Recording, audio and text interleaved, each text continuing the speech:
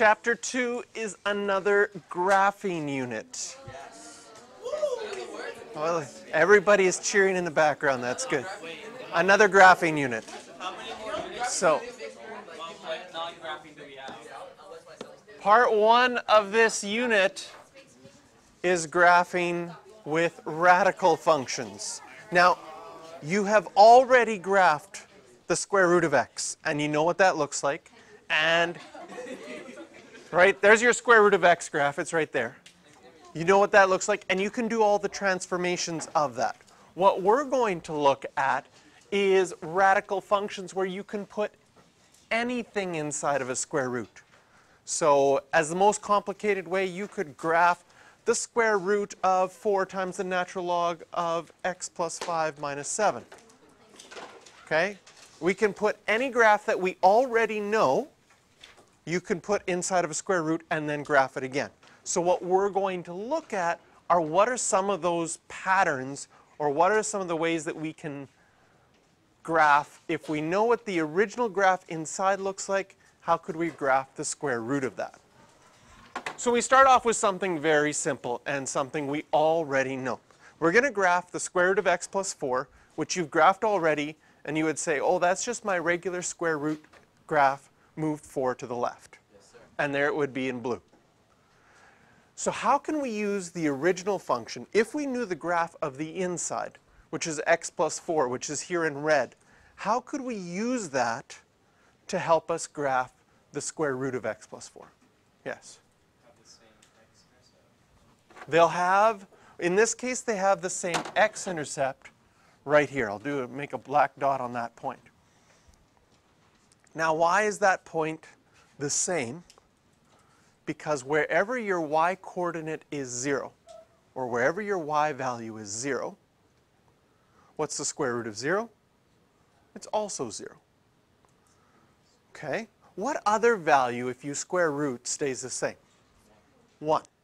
So wherever your y value is 1, the square root of 1 is 1, so that point stays the same. And so those will be our first 2 key points, that where it's equal to 0, or where your y-coordinate is 0, and where your y-coordinate is 1, those points won't change. They'll be on the same as the graph inside as they would be on the square root graph. Then you could pick some other points. Sometimes there's some nice other points, like for example, when the y value is 4, what's the square root of 4? 2. So you can find some other points that way. But we're going to look at a pattern that happens with square roots. Like when I do the square root of 4, I get 2. Is 2 bigger or smaller than 4? It's smaller. If I do the square root of 9, I get 3. 3 is smaller than 9. Does that always happen?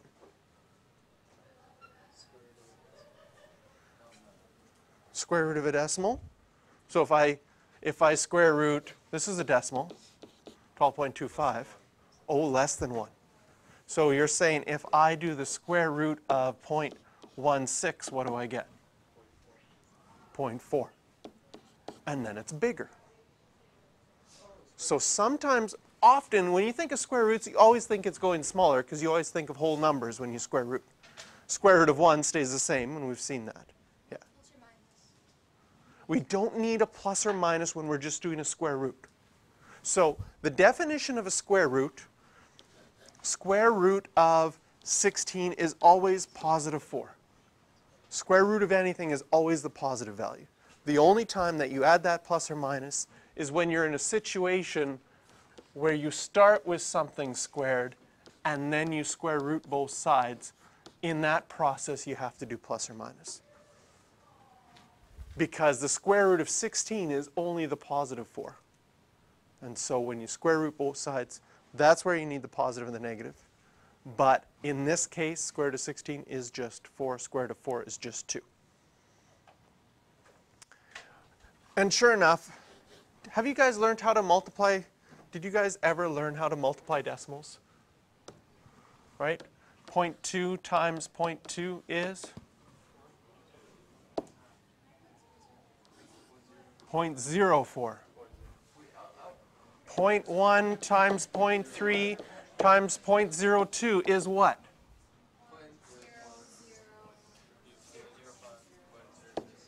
0.000. Just keep going with zeros and hesitating.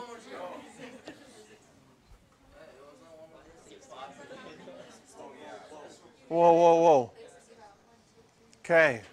So if you have one decimal place here, one decimal place here, and two decimal places here, your answer will have 1, 2, 3, 4 decimal places. You have one decimal place here, one decimal place here, your answer will have 2 decimal places. Have you learned that before? No. Oh, I'm glad to teach you something new. So 0.03 times 0.008.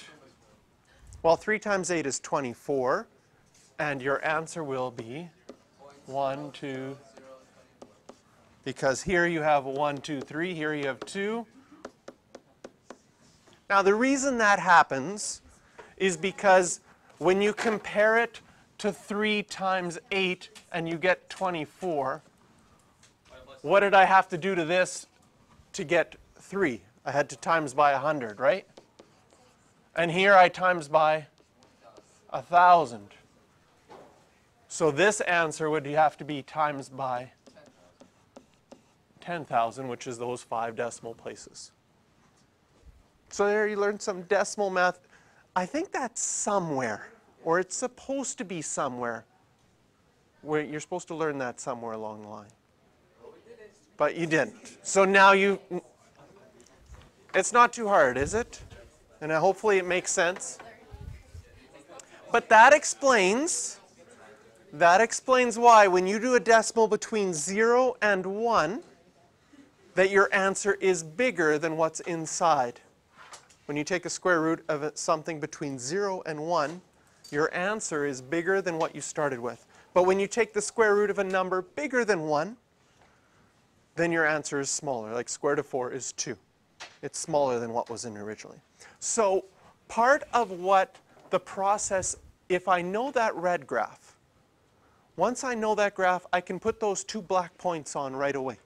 Because I know where it's 0 and 1, it's going to stay the same. Then anything between 0 and 1, this part of my graph is slightly above my red graph. And after 1, everything is below.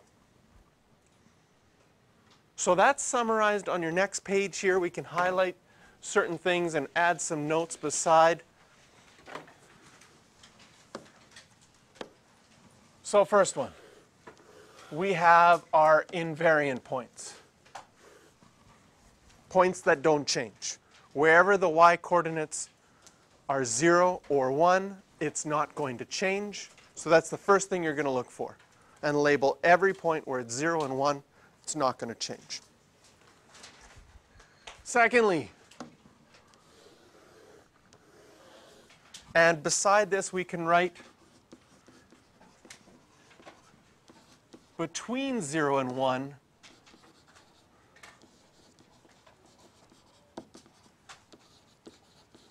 and that's just very short.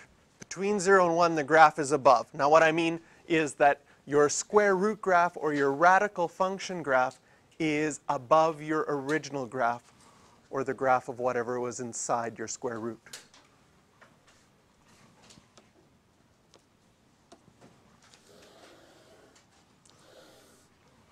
And then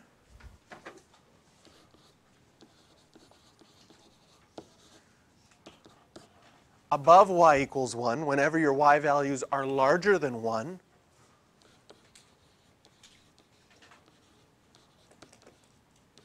the graph is below. And finally,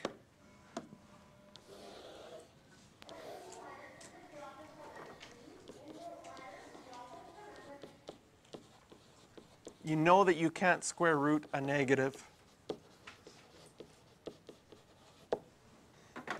So anytime your original graph is below the x-axis. Anytime your y values are negative on your original graph, that means that your square root graph won't exist at that point. And we saw that in this last example here, right? All this section right here, there's no square root graph. There's no blue graph less than -4. Even though there's a red graph there, all of those y values are negative, and you can't take the square root of a negative. So let's look at example 1. The graphs are given. So we don't even know what the equations of these original graphs are. We could figure them out because they're straight lines. It wouldn't be too hard to figure out the slope and the y-intercept. But all they're asking us is to graph the square root of that function. So again, we start and we look wherever the y-coordinates are 0 and 1, those will be the points that don't change. So I go on here.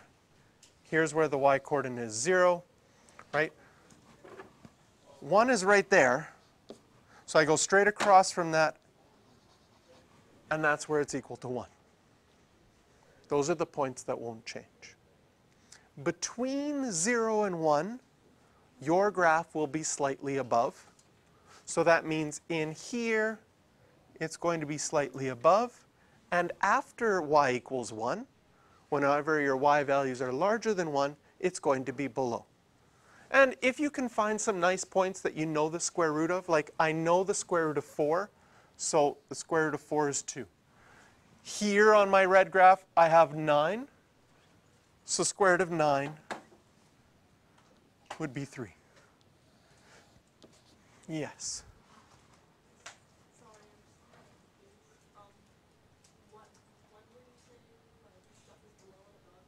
Right. So can you see that this section right here, from here to here, this section right there, I'll erase that, that blue graph is above the red graph, is higher than, right? And after that point, now the blue graph is lower than the red graph. And so when I'm saying above, I need my blue graph to be slightly above the red graph during that time. And that's because inside there, right? Inside there, my y values are between 0 and 1. For example, if I chose this point right there, and I said that's approximately 0.64, then on the blue graph, you would have the square root of 0.64, which is 0.8, which is a little bit higher than 0.64.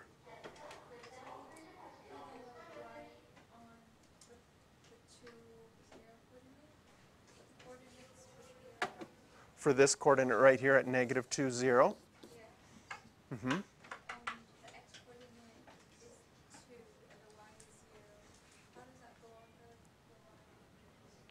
So that means if the y coordinate is 0, you would have the square root of 0. Because you're doing the square root of the red graph. You're doing the square root of the y values of the red graph.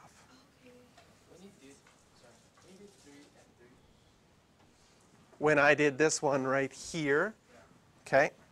So I didn't know what the x value is, but on the red graph, it looks like it's like 2.5, 9, maybe.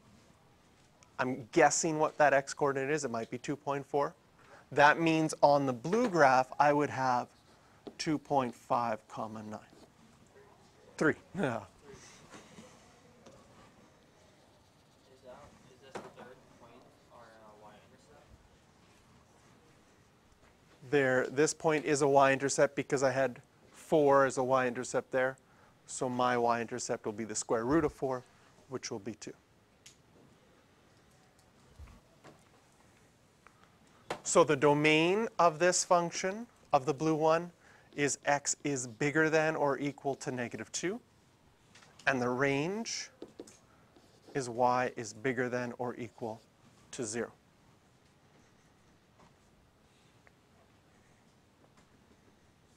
Yes? You only square root the y values. Because what's happening here in red, they have y values are equal to f of x. Okay? And then in blue, you have the square root of f of x. Well, what was f of x? F of x were the y values from the previous function.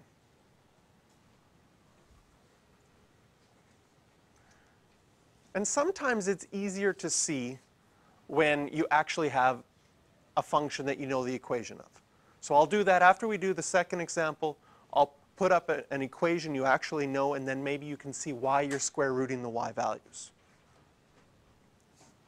So on the second one, again, we look at where is the y value 0 and where is the y value 1. Those points won't change. Are there any other ones that are really nice that you can square root? Doesn't, like, you'd have to continue it, right? Here is where the y value would be 4. So I could square root that and get 2 to get an idea. Maybe you know some other square roots by heart. Does anybody know square root of 3? 1.7-ish, square root of 5. How did I get this one? This one here? Whenever your y value is 1 or 0, those will be the two places where they won't change. Then again, between 0 and 1, your graph will be slightly above.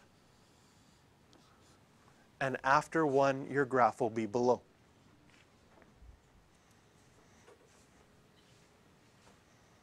Some common mistakes. Okay? Over-exaggerating above. Okay? Whoa. Okay?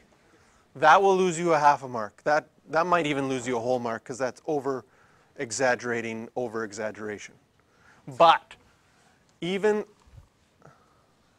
that would lose a half a mark because that green part went back in time. Can you see that? I love going back in time, but that's only for the weekends. Okay? In math class, we can't go back in time. So here, this green part goes back too far. Also, if you had like bumped along there, it's supposed to be a smooth curve. If the green part, when you're going above, you can't go above 1 because the square root of 1 is 1. And if you have something smaller than that, it won't be above 1. So those are some common little things that can make you lose a half a mark here. Going back in time, because then you're no longer a function. And sometimes you're going to find it's hard to show that it's going above. Our next example, I think, is one that it's that way. So I said I would do another example where we have an actual function. How complicated do you want to be with your equation inside? Very? Like third grade complicated. Like, do you want just a normal line like we just did? Just a normal line. So if you had something like 2x plus 5, okay? So the first thing that we're going to graph, and I'll do it in a different color, I'll do it in red, is the inside. So if I graphed y equals 2x plus 5, you know that that has a y-intercept of 5, a slope of 2, so over 1, up 2, there's another point, or over 1, down 2. And this is what that line looks like. I'll do one more point. And if I labeled these points, would you agree that you have 2, 9? Okay? Would you agree that you have -2, 1? We could even figure out the x-intercept by plugging in 0 for y, and you would get -2.5, 0.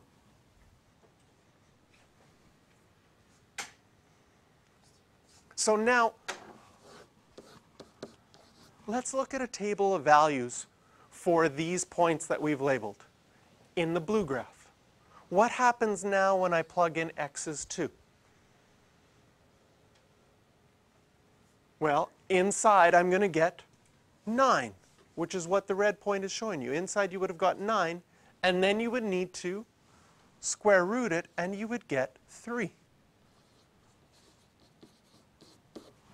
Does that make sense?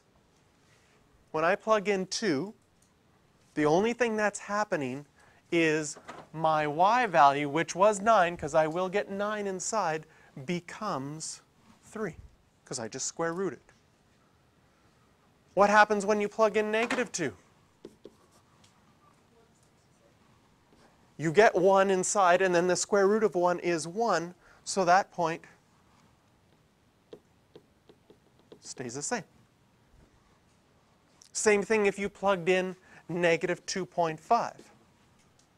-2.5 would give you 0 here, and so then when I take the square root of 0, I get 0 there as well. This part will be slightly above, and the rest is below your original graph. How would you have done this with transformations?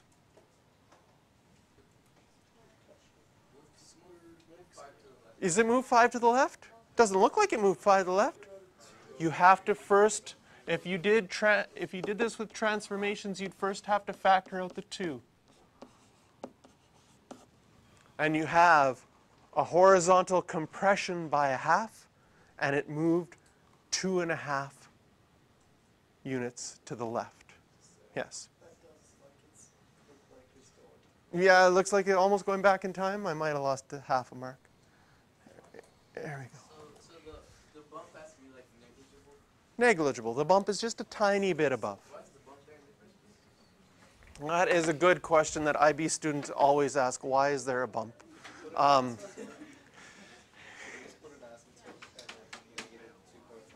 There's not an asymptote, because if you have an asymptote, that means this point wouldn't exist.